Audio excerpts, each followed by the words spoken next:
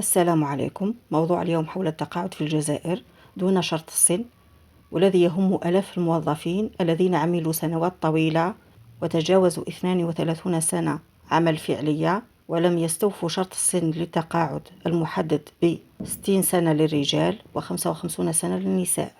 تقدم النائب البرلماني يوسف عجيسة بطلب للمجلس الشعبي الوطني بتعديل قانون التقاعد واسترجاع حق التقاعد دون شرط السن لتمكين العمال من حقهم في التقاعد بعد 32 سنة عمل فعلية، وهو نظام كان معمول به سابقا قبل أن يتم إلغاؤه سنة 2017. هذه الخطوة تعيد ملف التقاعد إلى الواجهة بصيغة معدلة دون إضافة 2.5% في منحة التقاعد، في محاولة لتجاوز أسباب الرفض السابق للتعديل اللي كان طلب استرجاع الحق في التقاعد بعد 32 سنة عمل فعلية مع إضافة 2.5% في منحة التقاعد عن كل سنة يقدمها الموظف زايدة على 32 سنة عمل، حيث تم إيداع هذا المطلب على طاولة البرلمان.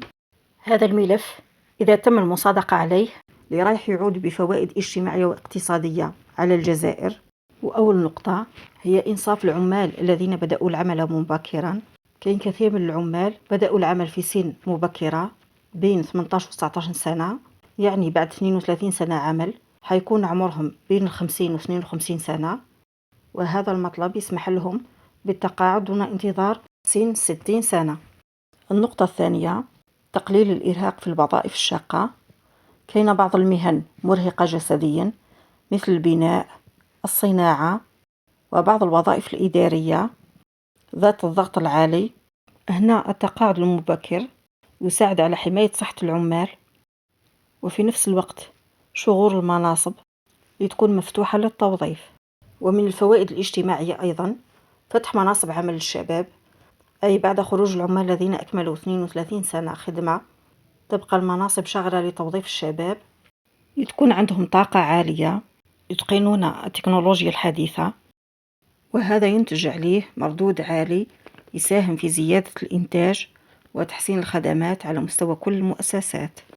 النقطة الرابعة اللي هي تقليل الغيابات المرضية في نهاية المسار المهني.